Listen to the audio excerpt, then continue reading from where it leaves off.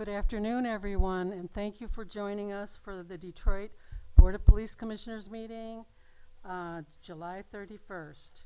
I'd like to call to order the meeting, and we have the invocation that will be given by Commander Chaplain Wilson James. Commander Chaplain? I'm here. I am here. Can you hear me? Yes, we can. All right, let's bow our heads.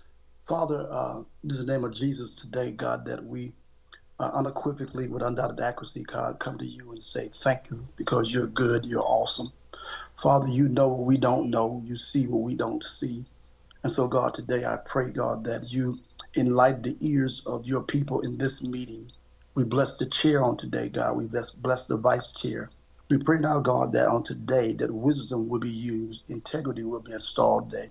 And so, God, I thank you for every word that's to be said today, God. I pray, God, that we will open our ears and our eyes to see and to hear what you tell us. Now, bless every person that is in this meeting, God. I pray even for their families, for their home life, not just this meeting, but for their home lives. I pray, God, that today, that as they go into this meeting, that there'll be nothing missing, nothing lacking, and definitely nothing broken in their lives and what they're trying to do.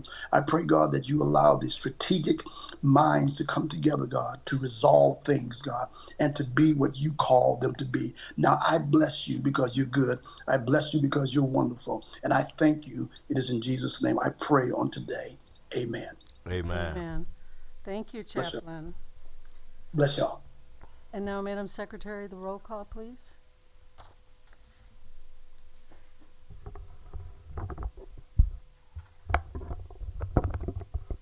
Commissioner DeWash, Present. Commissioner Woods, Present.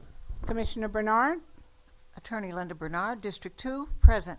Commissioner Banks, Present. Commissioner Bell, Present, District 4. Commissioner Burton excuse, Commissioner Moore, Present. Commissioner Presley. Here. 7 present, Madam Chair. Thank you. And at this time, I'd like to request a motion to approve the July 31st agenda. So move. Support. It's been moved and supported. All those in favor, is there any discussion? All those in favor indicate by saying aye. Aye. Aye. Opposed? Thank you. The motion carries. And now I'd like to ask for a motion to approve the minutes of July 24th, 2025. So move. Support. It's been moved and seconded. Any discussion? All those in favor indicate by saying aye. Aye. Opposed? The motion carries. Madam Secretary, if you could introduce the BOPC staff, chief, and elected officials. Present as of this time, Madam Chair, Chief Investigator Jerome Warfield, Drew Freeze, Felicia Tyson, Mary Barber, Teresa Blossom, Candace Hayes, Armesia Joshua, Dior Mathis, Janya Underwood, and Office of Chief Investigator Supervising Investigator Tiffany Stewart, DPD HR Director Katrina Patillo via Zoom. For the Office of Chief of Police is Assistant Chief Eric Ewing. Our interpreters today are Ms. Yakata and Dr. Beatty, Court Reporter Don Handyside, Enrique Jackson for Audiovisual, Jason Gant for Media Services today.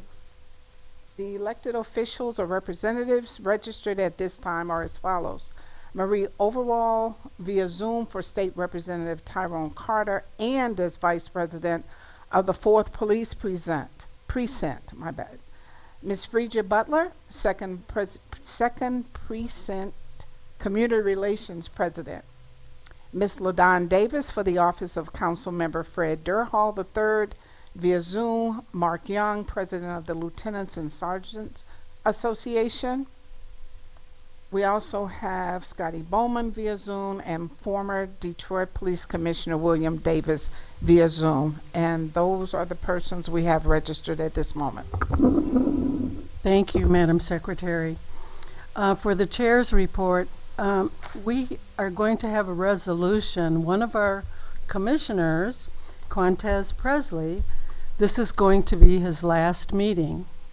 He has resigned from the board, and we're going to be very, very sad to lose him. He has a very good reason. He's working on his doctorate, and he's going to be starting very soon. And maybe you might want to just indicate a little bit about that. Yeah, sure. Please, go ahead. I am grateful for the opportunity to have served on the Detroit Board of Police Commissioners. I remember getting a text message on January 28th, 2022, saying the mayor might call you. And I had no clue at the time of what I would be getting myself into, but I do count it an honor to have served the board. I think I would be remiss if I didn't take this opportunity to mention the name of Martin Jones, because I'm here because of him. His untimely passing is what led to my appointment. And I've kept him in mind and in spirit as I've served on this board, a true community activist and advocate, someone who was a spokesperson and leader for the Detroit 300, someone who has been commended from numbers of community organizations for his tireless service. And so I do say his name and honor his legacy even in this time. But as you all know, my full-time job is that I'm the lead pastor of an amazing church here in the city of Detroit. And I've always felt it was needed to have thoughtful and deliberative faith leaders. And so in doing so, I am grateful that I'll be embarking upon getting my doctorate in ministry from the Union Theological Seminary in the program of Spirituality, Leadership, and Justice, which begins next month. So my classes are on Thursdays, which will prevent me from being active and present for the commission meetings. And so noting the necessary work that is being done here at the table, I just think it's appropriate to have a commissioner who can be fully present and attentive to the needs of the citizens of Detroit as we engage in police oversight. And so I have submitted my letter of resignation, which I'm sure the board will accept shortly here. That will be effective as of tomorrow, so that I might complete any of my business today. But let me again express my gratitude and thanksgiving to Mayor Mike Duggan for providing me this honor to serve on the board, to my colleagues who I thank both personally and professionally for what they have contributed to my growth and development as a person as well as a leader, to the entire staff, those who are present and those who have retired or transitioned to other roles. I'm grateful for the work that you all do. Because as a pastor, I'm clear that it's oftentimes the people behind the scenes who make the people in front of the cameras look like they know what they're doing. And so I'm very grateful for our staff.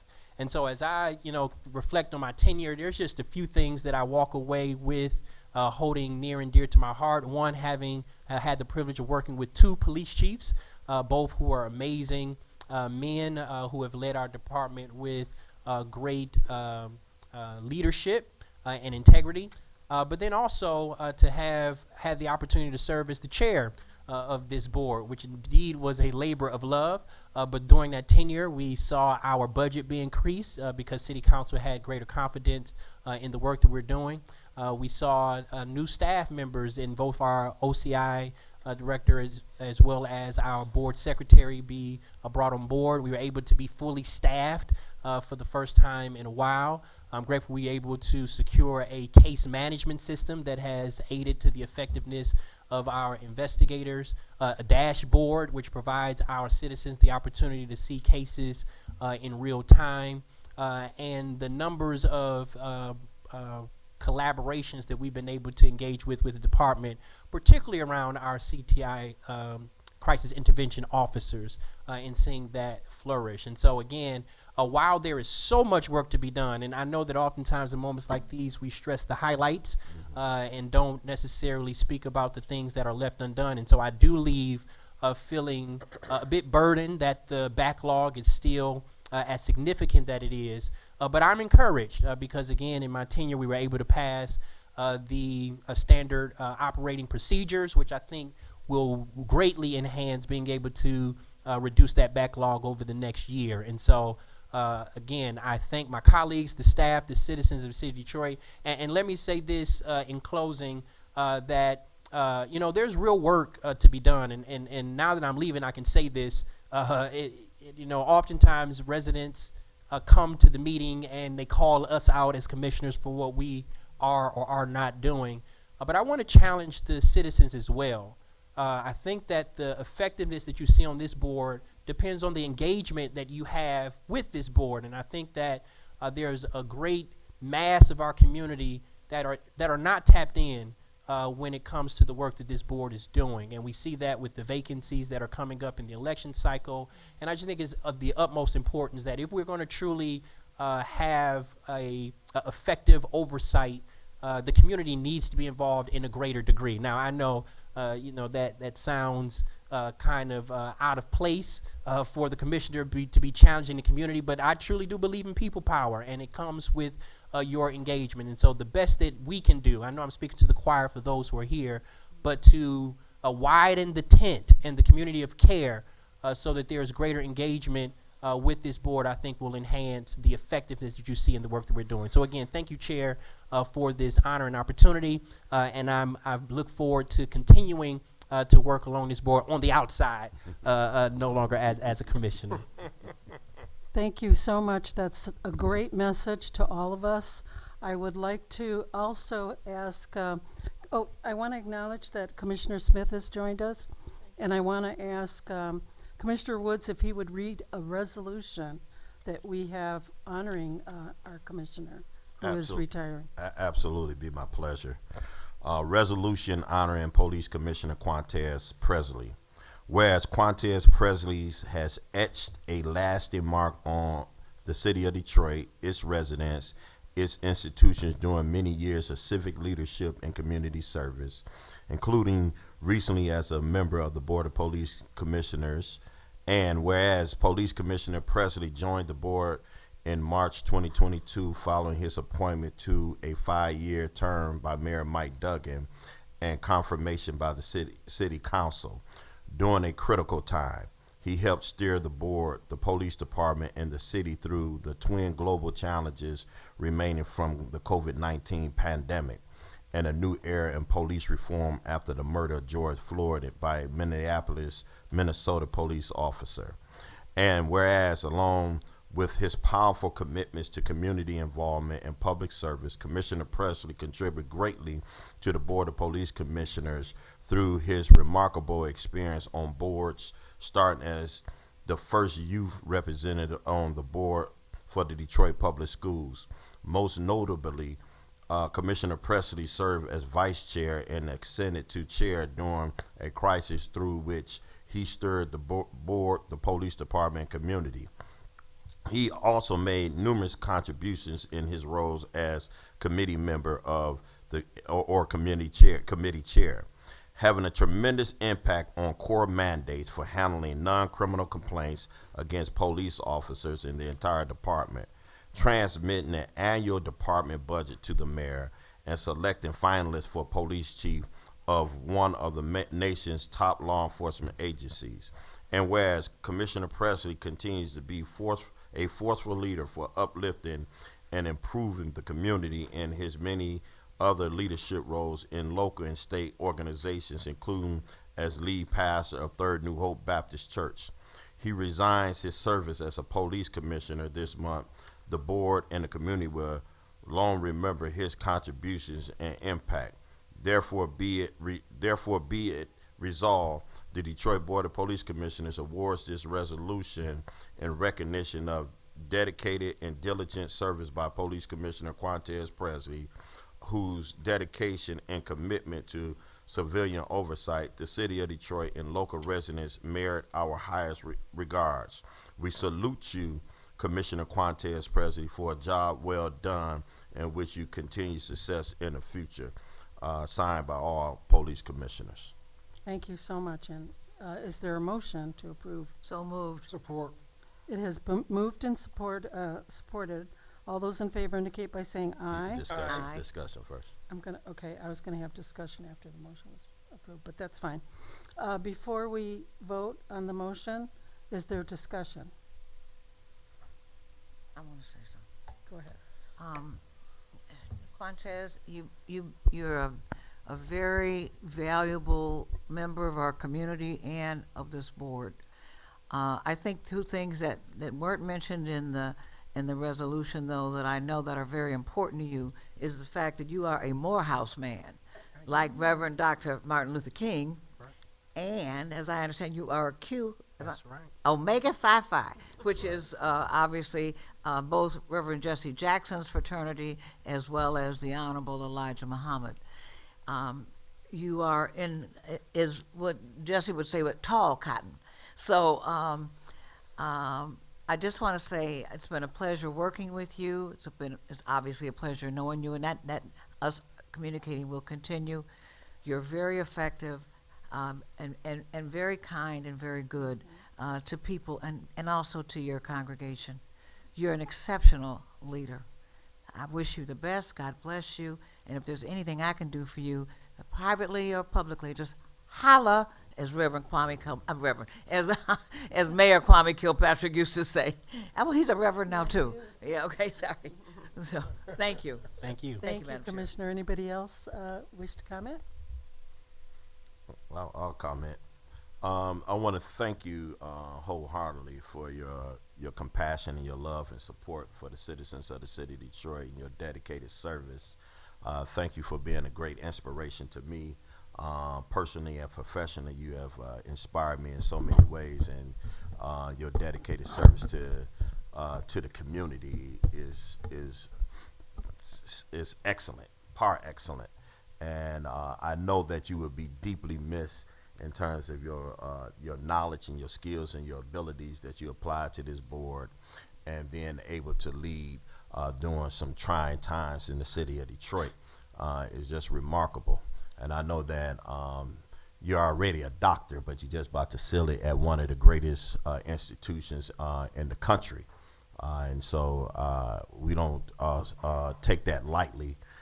Where you're going to get your doctorate from. It's not a bootleg institution. It's a very powerful institution, and we really, really appreciate the sacrifices that you have made for the citizens of Detroit, and also being a great mentor to me coming into this space, because I came in having to learn a whole lot, and you taught me a whole lot, and I appreciate that. Thank you.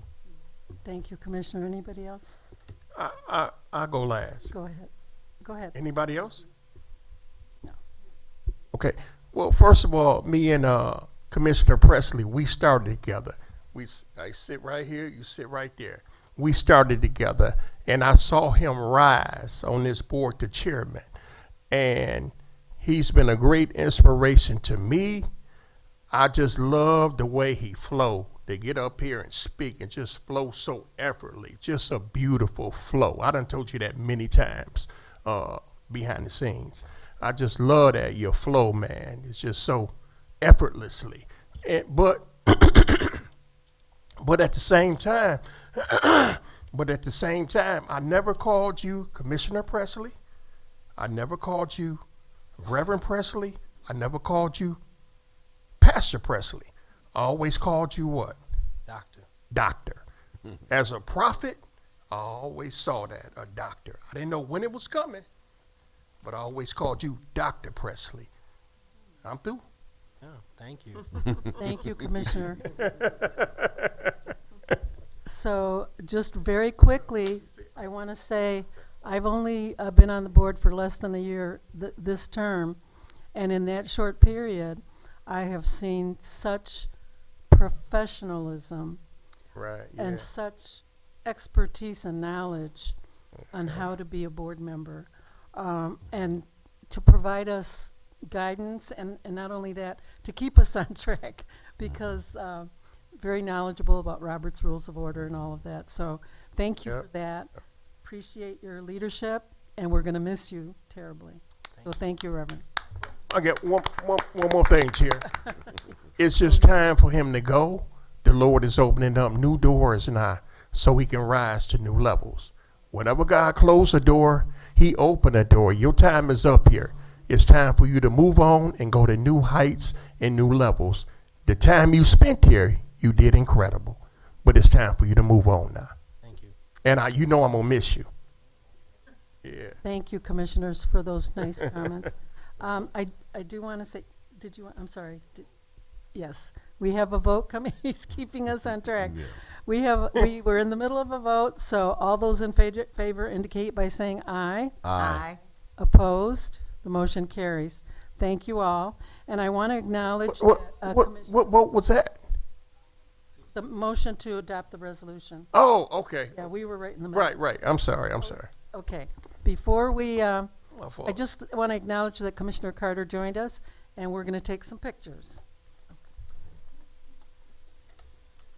Now, is the whole board involved in these pictures? Could be in the picture. Hey, I didn't know. I just thought it was just only the big wigs. No. I didn't know.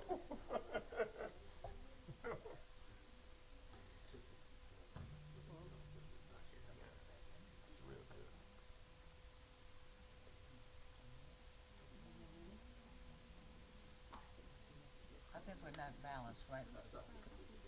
You got it now? Thank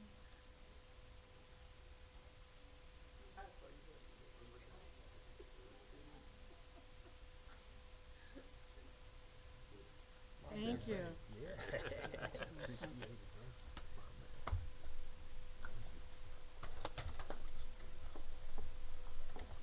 Madam Chair, if I may. If I could just make one quick announcement. So right after the meeting, we are going to have refreshments in honor of Commissioner Presley's retirement. So please stay for a few minutes, and we'll celebrate his leaving and how we're going to miss him. Thank you. Go ahead, Madam Commissioner. Chair, thank you for allowing me to make this statement. Before I came down, I was watching the news report on the officer that was killed in New York City. It's raining torrentially there now. Every officer was standing there in their uniform. I mean, water dripping from their hat, from their face, all over the place. It's a very, very sad thing that happened. I think all of us, he's part of our organization because he's an officer in blue. He serves his community, or served his community in New York City. And having said that, Madam Chair, when I walked in today, there's a man sitting right there in that blue shirt. He's here from New York City. And Welcome. he came to, Welcome. and his plane is leaving today at 5 o'clock. But he came to this meeting, both, I think, to honor both his fallen a DPD officer. He lives just 2 blocks from where the gunman obviously assassinated 4 or 5 people, and he's committed obviously to men and women in blue. So he came to our meeting today during the time of the funeral, and he also met, as you can see, sitting there right in front, our leader here, a leader of ours here in the department, this Lieutenant Young. Who's head of the Lieutenants and Sergeants Association. So it's a cathartic experience, at least for me, and I think for all of us, because we're all saddened by what happened, and it's nice to have a supporter of the police department for the city of New York, and obviously for DPD, and also Lieutenant Young gave him a pin to remind him of the Detroit Police Department. So if we could just take maybe a moment, it's up to you, Yes, of silence. absolutely. Thank you.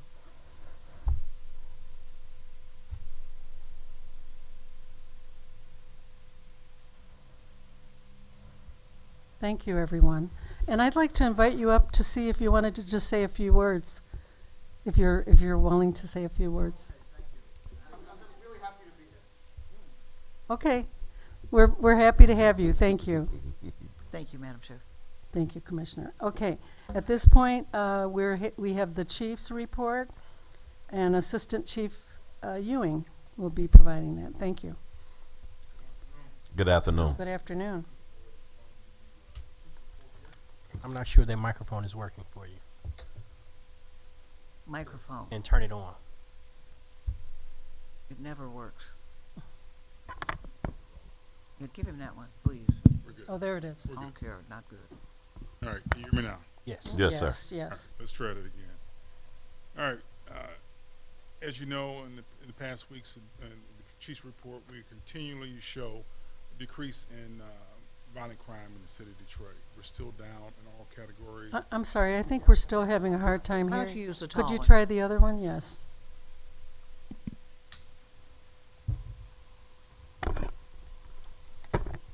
Okay.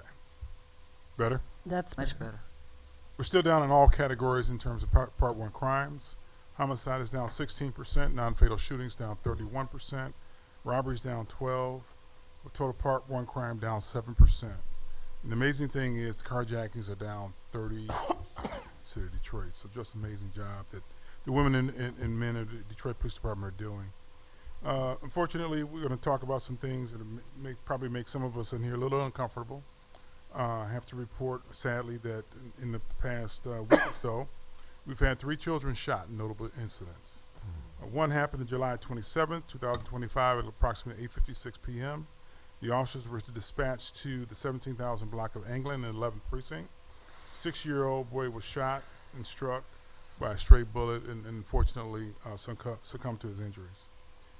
This appears to be an incident where 2 vehicles were shooting at one another, and a bullet, as you all know, does not have an address, traveled down the street and unfortunately killed this young kid. In addition to that, this morning, about 6:20 a.m. in the same precinct, 1,000 block of Arcola, we had 2 children, 8 and 7, 1 girl, 1 boy, were asleep upstairs in their home. They were both shot.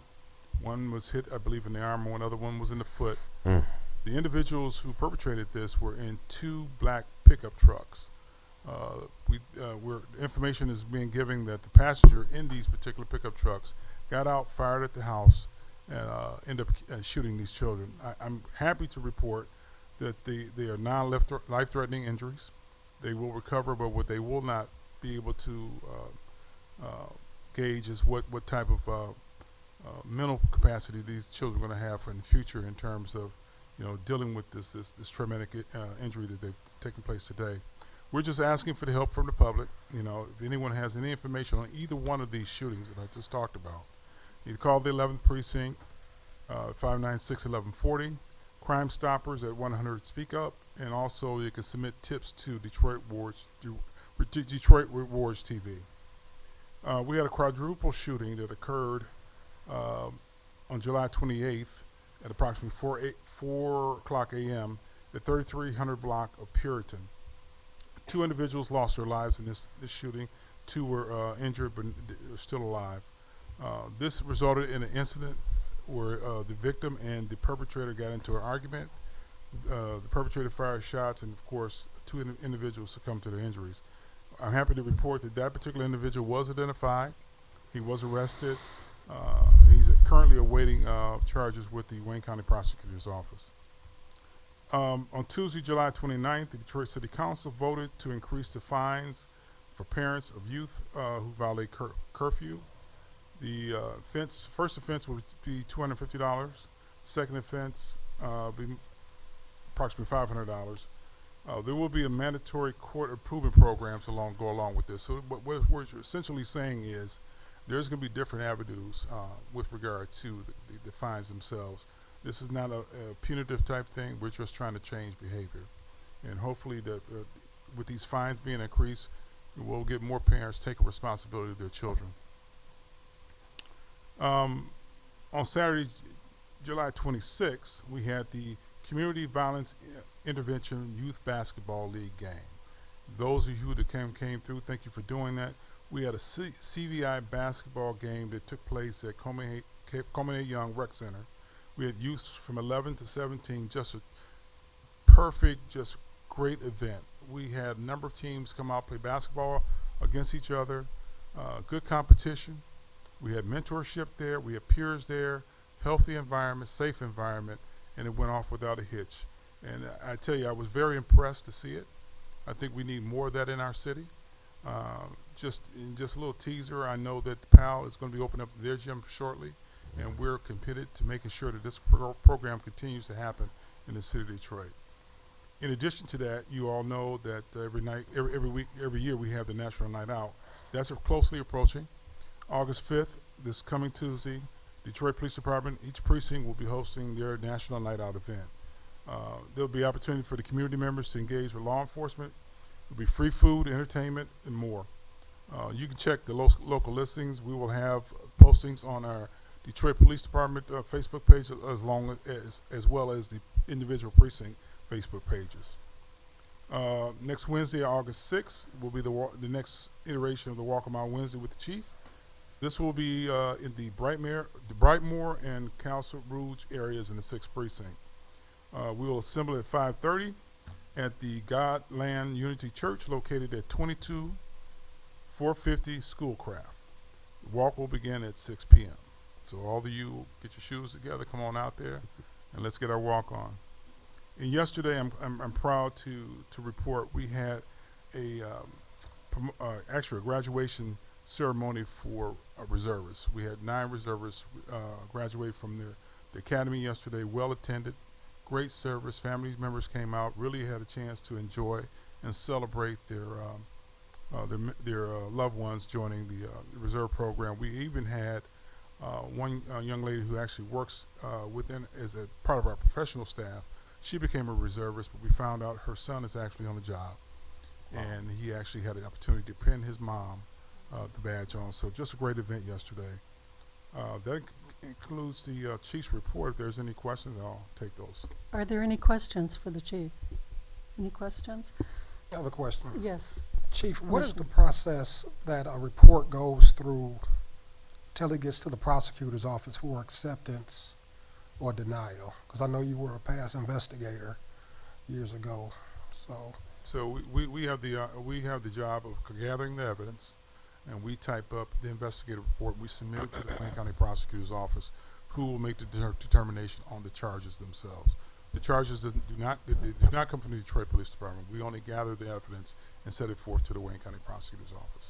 And is there a check and balance for the investigator to send a report? Like, do they have to talk to the pit sergeant or anything? Yeah, that each one is reviewed by either the administrative sergeant or the lieutenant in charge of the PDU to make sure that it has all the information that it needs to go forward. All right, thank you, sir. Any other questions? Commissioner Banks and then Commissioner Bernard. All right. Through the chair, I just want to ask you, when is Commissioner Hernandez going to be replaced? It's been 3 months now, and we thank God for his servitude. He was loyal to his duties. But when is he going to be replaced so we can get back to a full staff on the board, 11 members? I can give you an update. Yesterday at City Council, Robert Jones was approved by City Council to join the Police Commission Board. And so Oh, he's, okay, wonderful. yes, and so he's going through the process now of going before City Clerk to be sworn in, and then he will come hopefully soon after that. Right, So right. within, I would say, a few weeks. I'll say Yeah. I was through the chair. I would say by next week he should be sworn in. Wonderful. The clerk swears him in, and then he's Right, official. right. Then he has, be on board and stuff. But he should be able to have the ability to sit at the table by next week. Wonderful. Okay, and then we'll have Commissioner Presley's position that will be vacant. So we'll be looking for someone to replace his position as well. Absolutely. So that's where we're at. Anything further? I'm all set. Okay, Thanks. thank you. Commissioner Bernard? Just quickly, you've mentioned a number of tragedies that have occurred actually this week and in the last 3 weeks. Can your office perhaps advise our board secretary of any of the funeral arrangements for people who have been hurt, as well as if people who are in our community are in the house? I'd just like to know how.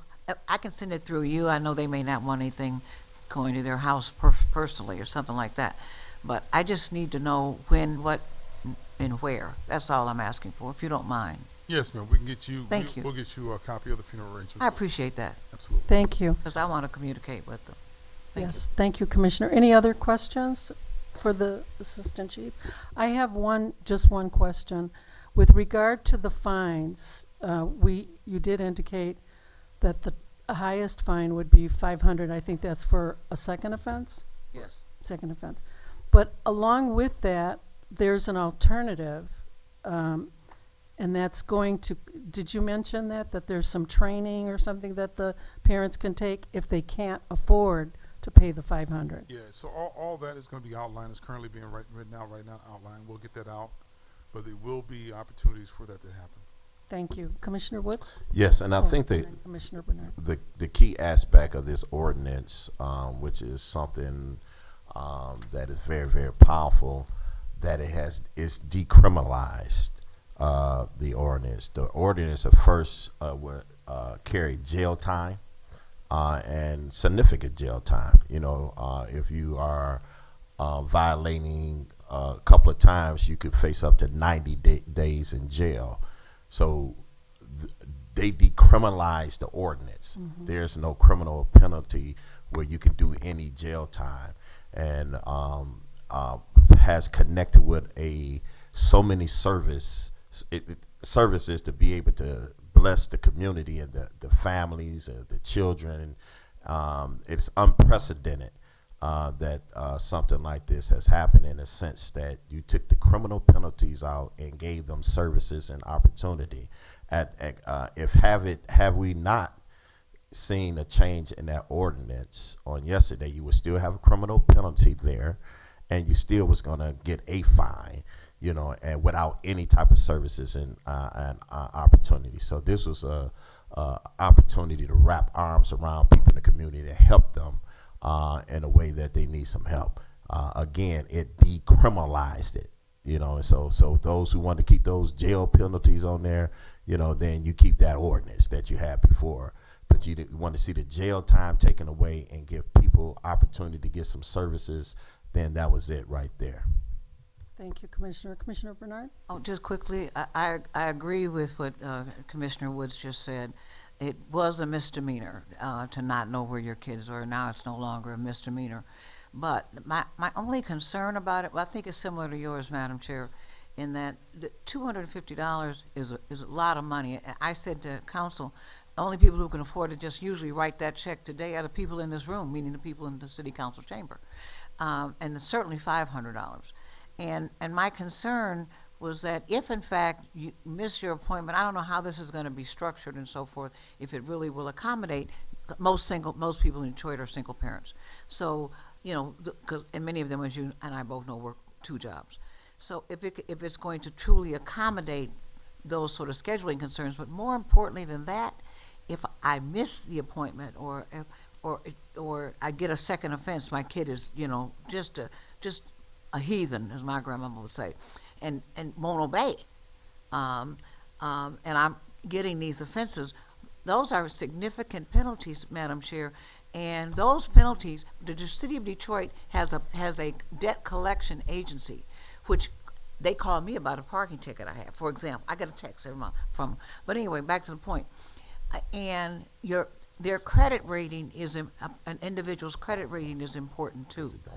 And I don't want our credit collection agency, I've got their name, to harass people about the collection of these fines. And then once you're in that system, as you know, it has devastating effects on your ability to get housing, a car, anything. So I just wanted people, the judge, maybe it was something we can say to the courts to make sure that they are empathetic and sympathetic to grandmothers, for example, who have custody of kids who they can't, they can't track them down at night. They come and they go, and people like me, when I leave here sometimes 6, 7, I go to my couch. I'm asleep till 4 o'clock in the morning on the couch. I wouldn't know if the kid was there or not.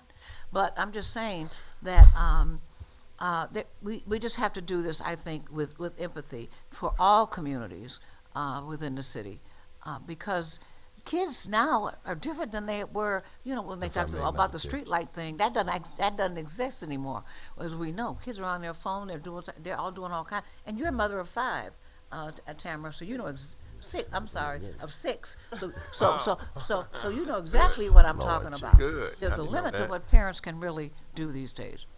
Thank you, Commissioner. Commissioner Woods? All of that is false, because It's not false, it's excuse me, through the chair, the attorney for the city outlined equivocally that there's exceptions to the rules, and this is being applied in different type of ways, and so parents who have those type of situation, there's a lot of grace in it already. And then only thing yesterday, what was done yesterday was the fee was increased and it was decriminalized, and then it put the services around it, and it also says that you have to meet a certain criteria for you to even get penalized. So there's a lot of grace in there in so many ways. So none of that is true. The attorney for the city outlined that very, very good, and I encourage people to look at what has been written legally by legal professionals. If I may, Madam Chair, yes, just sir. respond. Go ahead. A civil violation is a civil violation. That could be parking tickets. It could be anything. I'm saying that the fines, fees, and penalties mount up. And the city has a kind of contract with a collection agency to collect fines, fees, and penalties. We're not talking about the criminal aspects of it. It is a civil penalty, and it will be charged to an individual pursuant to a ticket and pursuant to notice. If they ignore that notice, then unfortunately, then they will be fined in court $250, or if second offense, $500. The bottom line for me is our community is, Commissioner Burton says it all the time, the poorest, blackest city in the country. And therefore, I'm concerned about what happens to people's credit rating, to them having these debts related to, and particularly senior citizens, related to grandchildren and others who do not obey. And the real problem, as you know, Deputy Chief, is guns. I mean, you're right about the streetlights being on, but our disputes were handled with fisticuffs. They were not handled with guns. So the proliferation of guns is what has caused the absolute horrific situation that exists in Detroit. And we need a task force, I think, to address how do we get those guns. Do we need to pay them $1,000 a gun? I don't care what it is we do, long as we do something to deal with guns. Guns are creating the tragedies that we see in our community. Thank you, Commissioner Banks, and then Commissioner I want to talk. Smith. Thank you. Through the chair, I'm going to agree with there was some truth that Commissioner Bernard put out there on the floor when she said that kids are different from back in the day. We in a whole new different era now. Back in the day, a village raised your children up. You down the street cutting up, you would get a whooping from your neighbor. And then when you got home, you got another whooping. We don't have the village today. The village is gone. But we still have people from that era. But I don't know if they enforcing it. You know what I'm saying? I don't know if they enforcing it. But we still have people from that era. And you about 50 years old, you from the village era. Mm-hmm.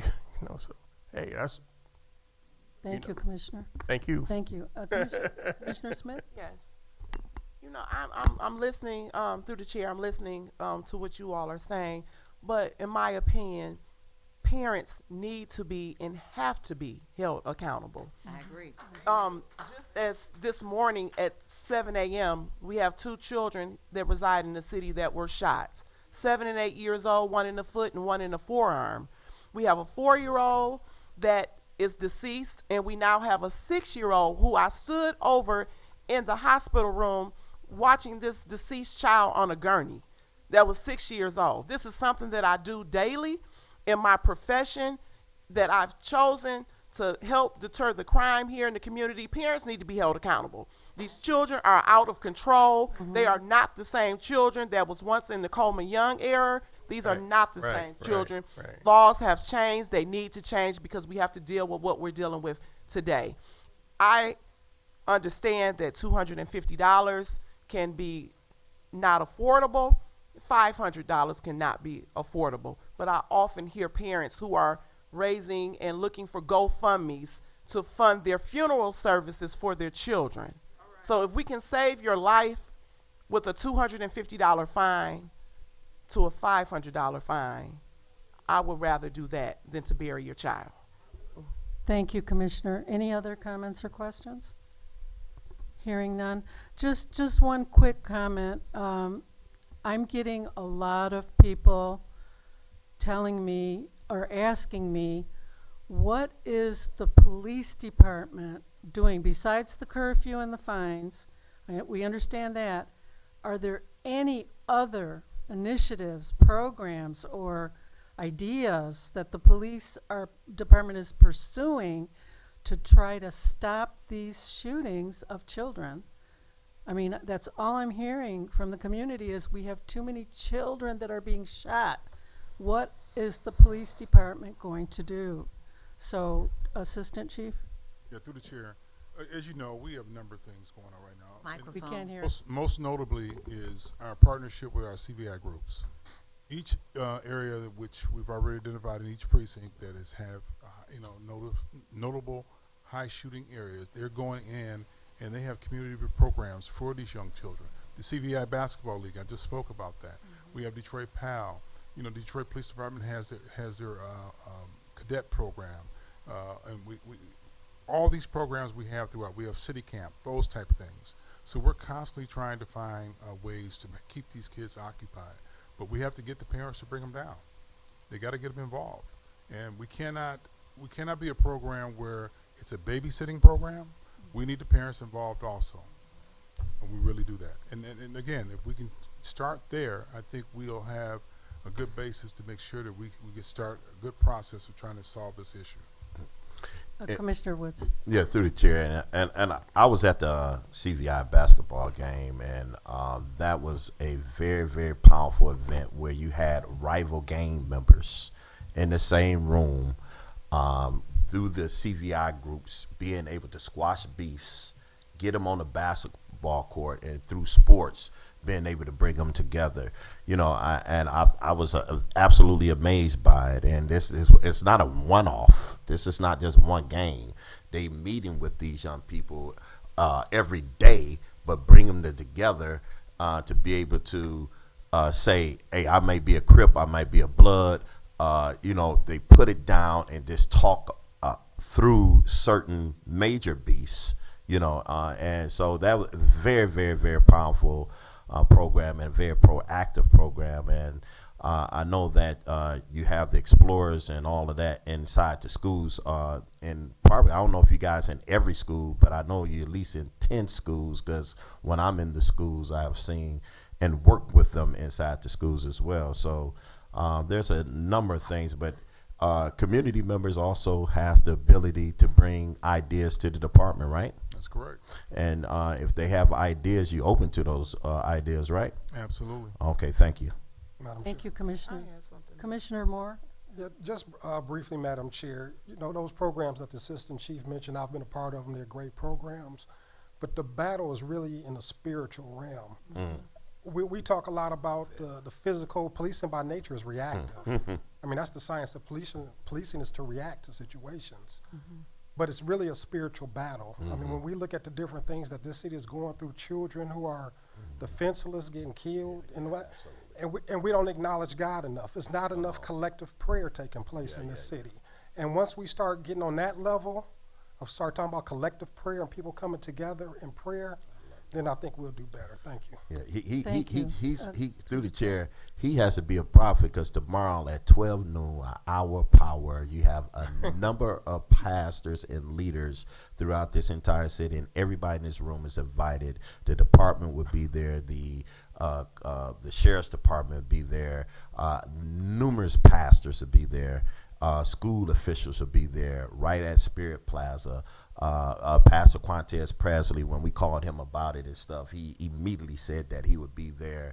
It's like I said, a lot of folks to pray, to pray first and foremost. And What time? At 12 noon, Hour Power, right there on Spirit Plaza. Everybody is invited to do exactly what my good friend just suggested.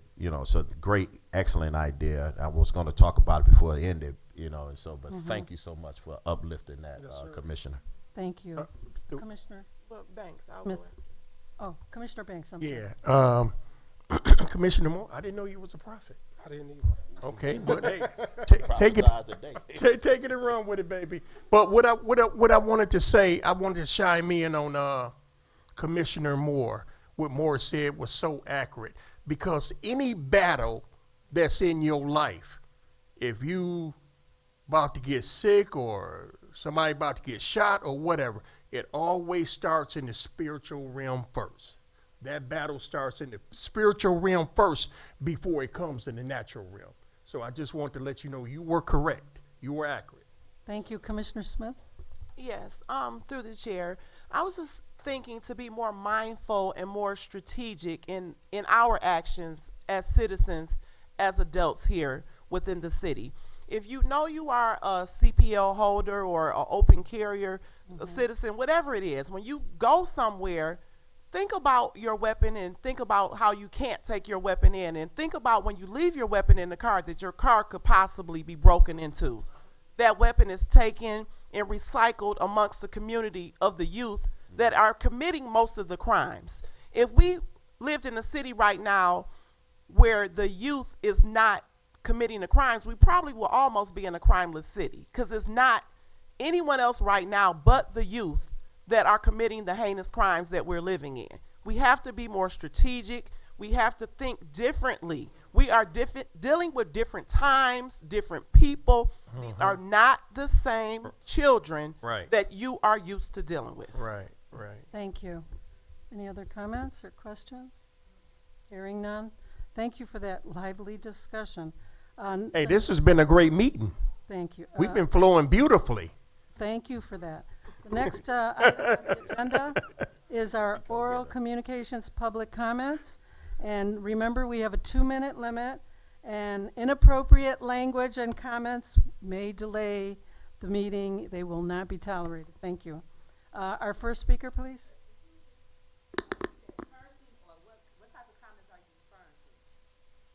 Inappropriate language.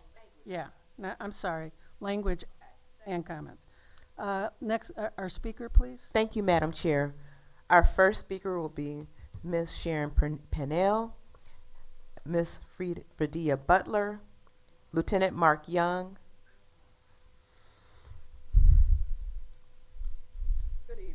Good evening. Good evening. Last week I had an outburst, and I want to apologize, but I did not like the fact that Vice Chair Woods would not acknowledge Sergeant Lockhart. That's his name, right?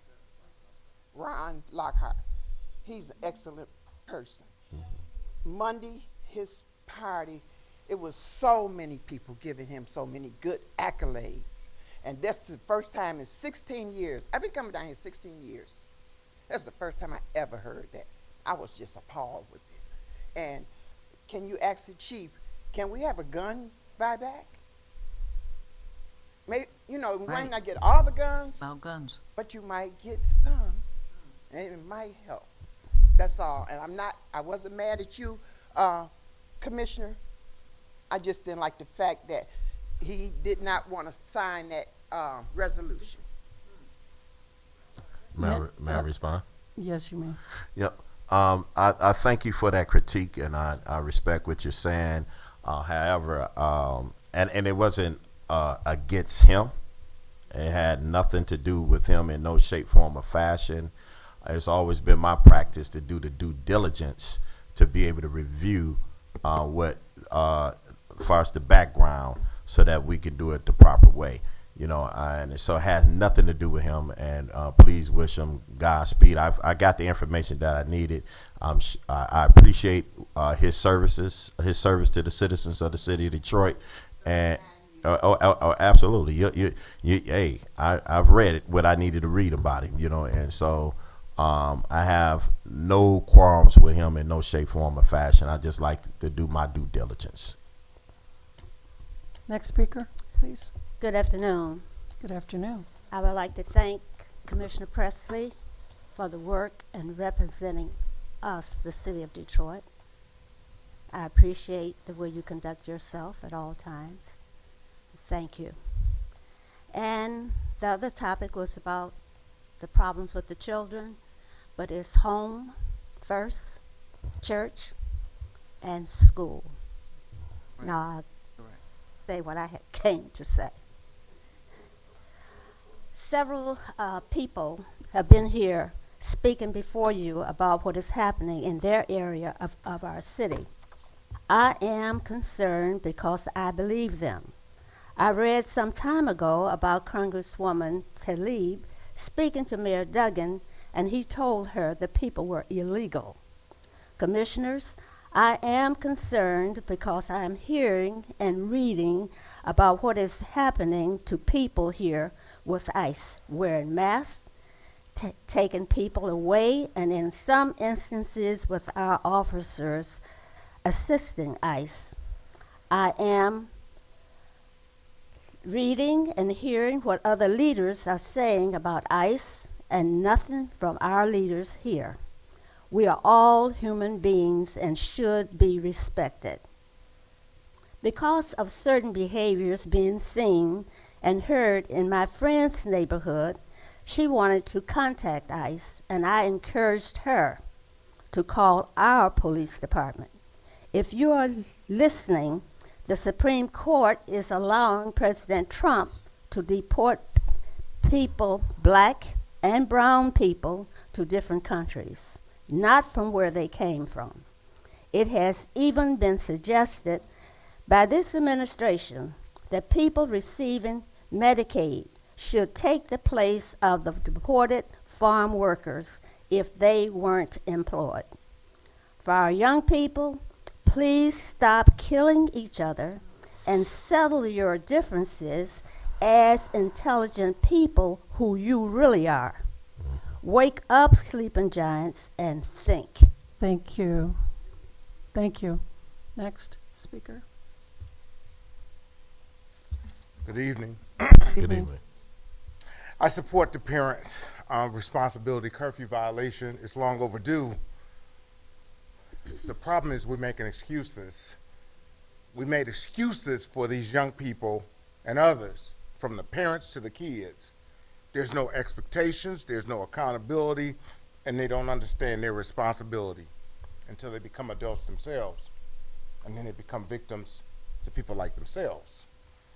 I want to talk about something else too. I just came back from a convention where I was reelected to my position on the National Association of Police Organizations board. During that, I led a roundtable where we talked about some of the challenges that we facing that came out this very room. Respectfully, no one wants to be a law enforcement officer anymore. All the major departments from Boston, LA, New York, Detroit, other places, they're all suffering from shortages because they took all the phone booths. That's why Superman has no place to change. I'm not even being funny. Right now, no one wants to be a law enforcement officer because of the scrutiny. There's not support. That's also empowering why some of these young people are doing what they're doing today. If we're wrong, bring it righteously, hold us accountable righteously. But when we're right, I understand that I'm not in a perfect profession. I understand that there's no perfect profession. The FBI got an internal affairs board. But what I am going to tell you is our department is a bright and shiny beacon on a hill that other departments are looking at. And you should be taking some credit for that. Not vilifying us, not making accusations that are unfounded, tossing things in the atmosphere, polluting the air. It's also empowering some of these young people to think that the villains are the police when they're actually carjacking and terrorizing their own parents. And if I may say the last point, these kids are not poor. They're not. They're entitled, feel privileged and empowered because the police are weakened. There's no phone booths for us to change. Thank you. Thank you. Our next Speaker? Thank you, Madam Chair. Our next speakers will be Minister Eric Blunt, Ms. Williams, and Mr. Dana Lunn. Oh, my mute.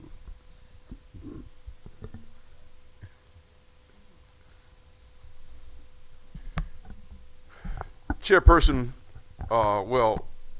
co-chairperson, assistant chairperson Woods, know what I'm going to say. This lengthy discussion about curfews has absolutely nothing to do with police officer misconduct. But yet we're going to do this three-ring circus all around the real issue of why we're here. I'll just give you one example of what you could have done with that discussion. Time. You could have admired Derek Perry. For those that don't know who he is, he was in Traverse City. A black man, long dreadlocks, with a gun, who decided he was going to take action to de-escalate a maddening situation. So much of what he did and what he said and how he described his spirit could be learned by DPD and so many others. But no, curfew, curfew, curfew, curfew is all we want to talk about. Eternal hope lies with the replacement of any Board of Police Commissioner here today. Far too many on this board use this board to cover their illegal activities and sometimes even political. And I'll go down the list. Byron Ferguson used his position to try to get out of being with prostitutes. Linda Bernard so many times shows that she is here to show her support for her legal profession. And now we have Willie Burton, who wants to run for city council. How many times do people have to show you who they really are? It's hard to find any of you who are really here to address police officer misconduct. Next speaker. Hello, everyone, through the chair. Chief, this is for you, Chief Warfield. All the complaints I've been making concerning these officers, are they not Detroit police officers? Are they LaShonda Houston, Sure Hall, are they not police officers on the Detroit Police Department? So I'm not sitting up here making up anything, falsifying, making assumptions about Detroit police officers living in shelters. You got to understand, Durrell Woods, where I live at, somebody been contacting you every time something happens. So how would you even know what's going on? Let's keep this 100. You sit up here on this board every week, lie, kissing behinds, and all this stuff you saying, like I said, the FBI, because they are in these shelters taking up bed spaces. So you telling me I need to hear this. Are they officers? Chief Warfield. Okay, my whole point. Have you all been lying concerning with each other, with the chief, everybody, lying to city council saying there's no Detroit police officers living in shelters? If yesterday an incident occurred, an officer. So when I went back and said it's like recruiting from the 80s, you never know what you gonna get. This officer told me to shut the F up and this and that. You're recruiting people out the shelters with mental illness that's taking medication or drug addicts. You clean them up a little bit. You give them an incentive. They want to be officers because they want this money. They want this $3,000. They want to start off at $55,000, and they're not paying no money. So this is how the incentive is. And housing vouchers permanently, only paying 30%. So make it make sense while you all sit up here every week and lie and act like this does not exist. When officers are living in shelters, contact the FBI. Durrell Woods. Next speaker, please.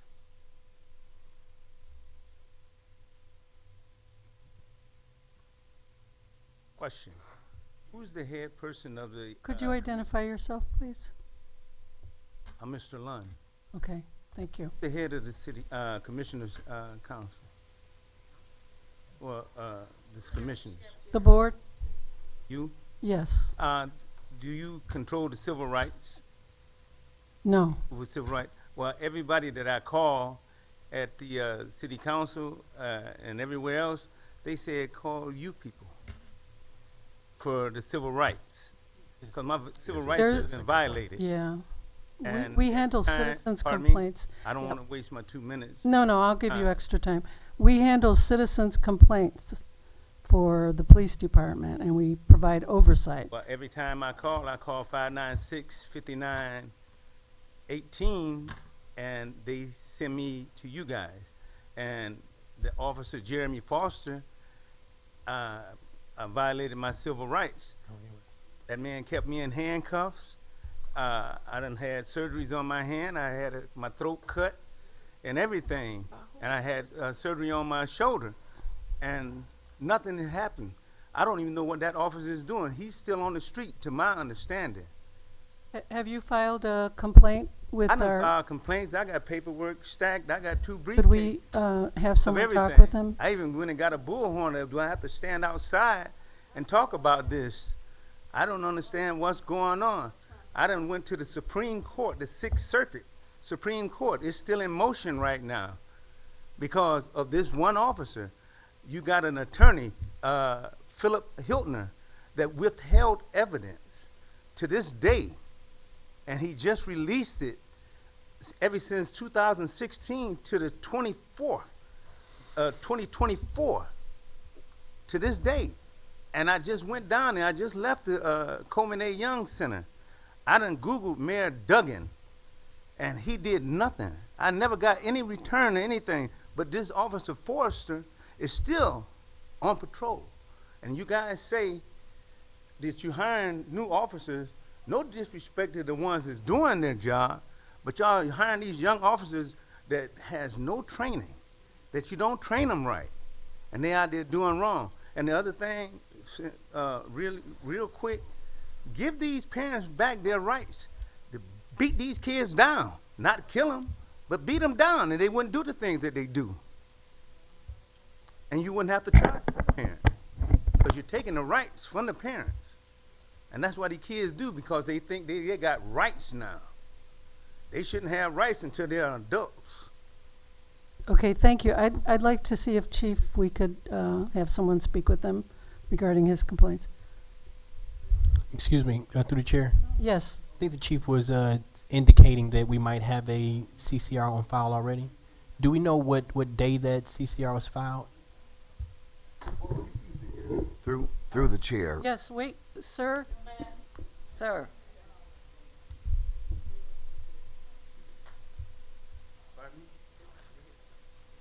I was asking Chief Investigator, do we already have a citizen complaint filed for you? And he's saying yes. And I'm asking, what date was that CCR filed? The CCR that was filed was not for, through the chair, the CCR file was not for the specific that he just spoke that of? he just spoke of. Okay, so it's another complaint. There are other complaints. Okay. So Sir, we can have someone speak with him today.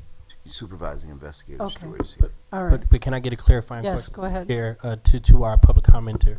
The date of the incident of the force, the allegation of force that you're making, what year was that? It was in 2016. I'm still in motion right now because I had to file a complaint against the judges. I had to go to the grievance office today because the judges didn't even want to hear. I never even got a court case. Okay. Well, then, yes, one of our investigators would definitely assist, but noting that the incident occurred in 2016 and this CCR will be filed today, there will be some difficulty, but the investigation should be able to go forward. That's Is what that the correct, lawyer- Chief Investigator? Filing an appeal? Through the chair, we actually did take a report back in 2016 About this? about that incident. I have it right here in front of me. Okay. Thank you. Okay, sir, somebody's gonna follow you. I'm sorry. Oh, through go the ahead, chair, you're 'cause still, now, go ahead. now I'm a little bit discombobulated about this. Has he been contacted at all? He has from OCI. Okay.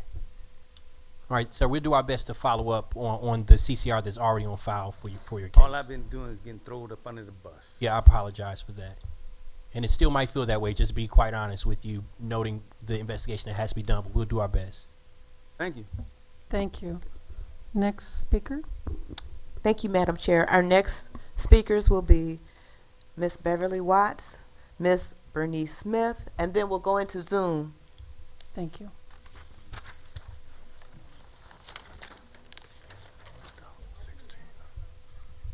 Good afternoon. Good afternoon. Beverly Watts, District 5, President of Harbortown 1 as well. First, I want to say I want to commend you, Commissioner Presley, for all the work that you've done. You know, want to thank you for that. It's not easy to serve. I've been on both sides of the table, so I get it. I also want to voice my support for the curfew fine. I understand anytime you hit families with financial situation, it could be an expense on you. However, with the crime that we're having, especially curfew violations, that's not the only issue for the crime increase, but we have to do something. And sometimes when you don't put a value on something, people don't take it seriously. So we applaud that because the price is too high on the other side with the car thefts, with the shootings. And they're not the only ones. They're adults too, but we got to start in the home. So I applaud the police department for proposing that, and the mayor and everyone else who was behind that we all have to be that village. Going to the point of what the gentleman said, the commissioner, about a village, we have to do that. You know, we know what we used to have when our parents was raising us, but we have to do that and be that village. As I said, I'm president of Harbortown 1. We make sure we go online in our area, and we know the commander. We know all the programs that's there. But the problem is, and we've attended some of those, they're not attended. So what we have to do as a community, as parents, because some parents have 2 or 3 jobs, let's be that village. Let's take their kids for them when they can't come. But we need to go to some of these programs. And also on the other side, for the police department, let's reevaluate some of the programs and see what's effective, what's the measurable. Maybe we got to get them involved and see what program will work. But the hardest thing I always tell people, it's easier to sit there and criticize anyone. The hard part is taking off your shoes and stepping in someone else. So I want to applaud everyone just for giving your time and trying to make a difference. Thank you. Thank you. Wonderful. Yes. Yes. I raised her. I am so proud of Before, her, and I'm before, glad that she's Madam coming Chair, in. before she speaks, can I say something? Yes, Commissioner Woods, just 1 second, please. Yeah, I want to just point at that big stack over there. That's next to the chief investigator. Those are cases upon cases upon cases, probably hundreds of cases, 200 cases right there, in which these commissioners had to review to be able to give answers to the citizens. We get these folders every single week. This is a sacred process, and we're not going to litigate people personal situations in public. You know, that's a sacred process. The office of chief investigator is where you file citizen complaints, and you're going to get treated in a dignified manner. And I agree with Minister Blunt that we do need to be able to carve out a space and time at least once or twice a month, particularly in our community meetings, so that he can give a detailed report as it relates to the office of chief investigator. But that is a lot of cases to review. 200 cases. You know, we have to read every last one of them, and we have to sign off on them, or we have to challenge them sometimes and scrutinize them. And so that's a very, very lengthy process, and that's the work that a number of the commissioners are doing on a weekly basis. Thank you, Commissioner. Commissioner, Go ahead, please. why you have me standing up here this long I'm while so- you I'm doing so all this sorry. talking? You're going to apologize to me when we're done. You're going to get me, I know. I deserve it. Ewan, good to see you, my dear. Yeah.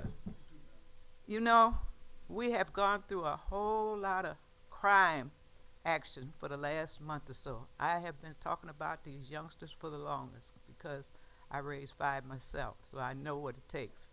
In the meantime, we do have to pay more attention to what our children are doing when they're out of our sight. We definitely do. And I'm a great-grandmother now, and I still care for what my children are doing and what my grandchildren are doing. But the fact is, what has happened for the last month or so, I'm very disgusted about it, and I don't know what we could do. But I do have one suggestion. We used to have the police in the neighborhoods. Ewing, what happened to that program? We had, every time you look up, we saw one of our police that was in the neighborhood. What do they call it, the NF or whatever? But can we have that back in our neighborhoods again? Would that be impossible to have? Because I think that was a great effort of the police department, and I love my police department. I love every one of them. Every time you put that uniform on, you're taking care of me and everybody else sitting in this room and outside. So I just want that suggestion. Could we bring them back in the neighborhood so when we look out our door, we can see a police in the neighborhood or somewhere near our homes? Because it's getting ridiculous. Every day when I look at my TV at 11 o'clock, I'm hearing something about the kids are shooting, they're hijacking. The other day was 12-year-olds that they were hijacking. They showed in a picture of them hijacking. That's ridiculous. We have to do something. It's time for to put our foot down. See if we can bring the police back in the neighborhood so they can be visible in our city. And Presley, baby, I'm going to miss the out of you. You know that, don't you? I'm sorry that you're going to leave us. You have done a wonderful job since you've been on this board, and I've been very proud of you, what you have been doing. Matter of fact, all of you have been doing a good job. I don't have any complaints about any of you. But the fact is, we have to do better as far as our city is concerned and taking care of our city. This young man that's come from New York, I know what New York is like. I wouldn't live there for nothing in the world. Thank you.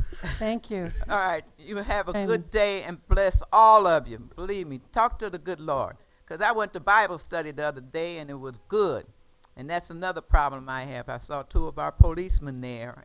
I'll talk about it next week. Thank you. Thank you. Next speaker. Thank you, Madam Chair. We're going to go into Zoom. We have 3 speakers in Zoom. Our first speaker will be former Commissioner William Davis, Mr. Smith, and Ruby, and then that would be the end. Good afternoon. Can I be heard? Yes, you may. Okay, I'd like to say that when I was a child growing up, let's start off by saying I'm going to miss our commissioner that's leaving that has a church in my neighborhood. I would prefer to see him and others not leave until January. But when I was a kid growing up, we had neighborhood schools. We had, if you act up in school, you would get paddled. Parents used to be able to do physical adjustments to you, and they didn't have to worry about going to jail. So I think, the parents have responsibility, but some of the responsibility also is on the city and the state. Because, we had schools in the neighborhood. We had after-school programs. We had a number of things that has deteriorated over the years.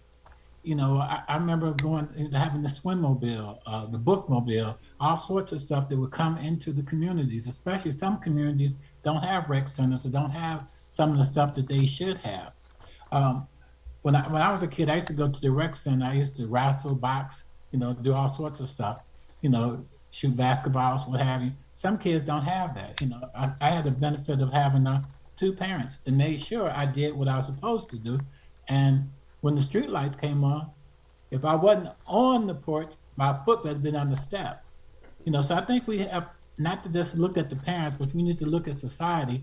And when I was a kid, we actually had police and firefighters living in our community. So there's a whole lot of factors that you need to step back and look at. Thank you. Thank you, Commissioner. Next speaker. Mr. Jadante Smith.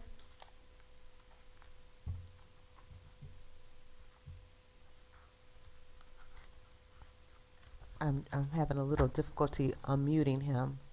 So we'll just go to the next speaker. Oh, I'm here. Go ahead, speaker. May I be heard? Yes. Denante Smith speaking. I guess I'll throw out an endorsement. I was running for District 5 Police Commissioner, but Andrew Otis, I think that's who I support for District 5 Police Commissioner. I want to say as far as the meeting today, the meeting has run smoothly, more smoothly than usual, but it's not enough about the purpose of the meeting, which is civilian police complaints. Also, when it comes to the youth, a lot of crimes are being committed by youth, but because they don't have anything to do, they don't have, like Commissioner Davis said, they don't have a lot of things to do, and they're being punished. And also the parents. And my thing is, I hate to say it, CVI is touted so much, and CVI is not doing enough. There is something called the Martin Luther King Home Projects on the east side of Detroit that should have its own CVI project, because that is one of the most dangerous places to live, anybody in the city of Detroit. And there is not even a focus. 7th Precinct doesn't even touch it. They don't go near it. It won't work with me. They don't work with the community on it, and it's just a violent, very, very terrible place to live. The residents have to deal with that. Also, these fines are not going to do anything. Kids are poor and not privileged. Mark, you need to shut up.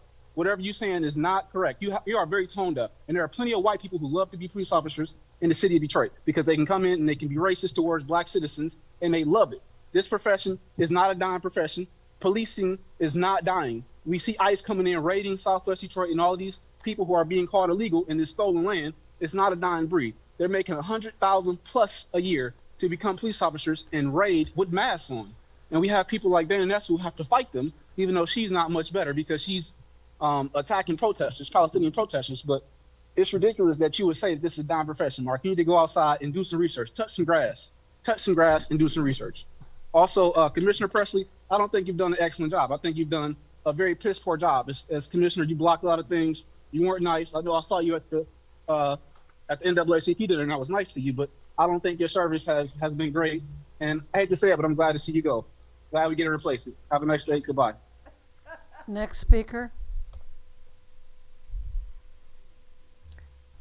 Ruby.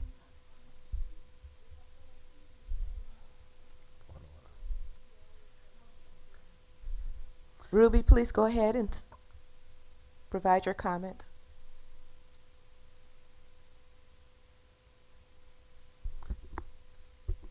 Next speaker.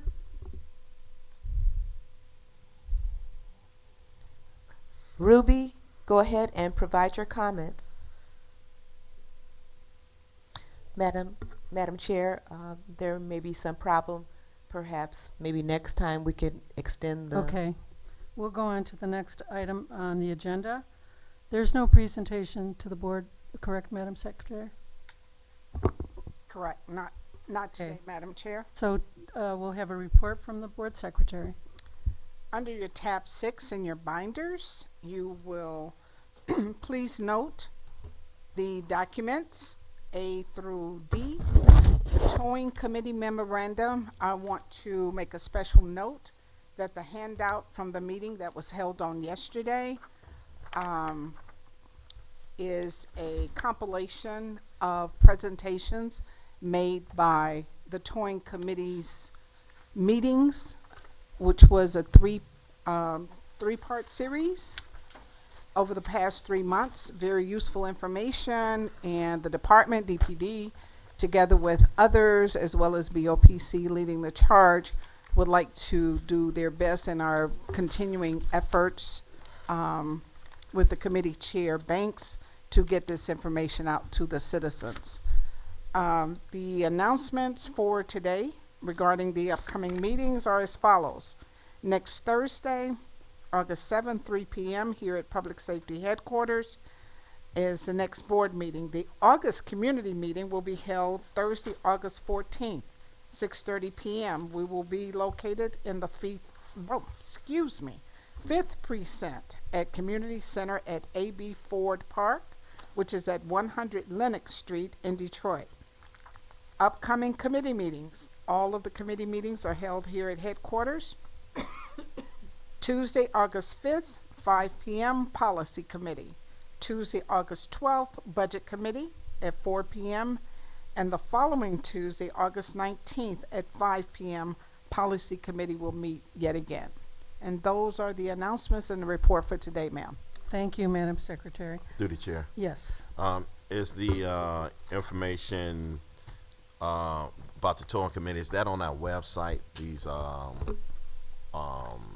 These handouts. I will confirm that right after this meeting. I believe it did go out in the packet when the agenda was posted, but please don't put that in stone. Okay. I'm going to reconfirm that as soon as I get upstairs, And but can it was handed out at the meeting yesterday. Yeah, can we also make sure it's on our Facebook page in terms of these particular handouts? I think if we're going to get the information out to the public, we need to get it out in every aspect. Thank you. Mm-hmm. Thank you. Thank you. Any other comments? Under unfinished business, go ahead. Madam Chair, have you moved on to unfinished business? No, I haven't. I'll wait till you get there. Unfinished business? Okay. That's the next item agenda. Unfinished business? Thank you, Madam Chair. Chief Investigator, I had asked a few weeks ago about the thing called the DPD's gas station bum rush, where 2 or 3 officers were running up to citizens, and I have been hearing that complaint for half a decade. Do you have any updates on that, or have you received any complaints to your knowledge? Through the chair, certainly we've seen cases where there have been police which seem to be stationed at some gas stations, and as citizens were pumping gas or in the gas station, we've seen these citizens be approached by officers inquiring if they had a weapon on them. So we have had cases. I have not had any cases recently. The last time that I can remember cases coming through, and I can check with all of my investigators, but the last time I vividly remember those cases coming through was the latter part of last year, if I'm not mistaken. Okay. But if there are new complaints, I will certainly let you know, and I will query our investigators at the office. I appreciate that, because part of the issue was citizens weren't filing complaints. And for whatever reason, they weren't filing complaints. Maybe they didn't think that, their rights were violated, whatever the situation was, but they weren't filing complaints. So thank you, Chief. Commissioner Banks? Yeah, I just want to say that's pretty good what you put out there about the bum rush, because the community need to know about that. That's really good what the officers are out here doing, and you standing for justice. That's good stuff, Commissioner. Good stuff. Thank you. Any other comments? Hearing none, then is there any new business? New business? No new business? I'll entertain a motion to adjourn. So move. Support. It's been moved and supported. All those in favor indicate by saying aye. Aye. Opposed? Motion carries. Thank you for attending tonight's meeting.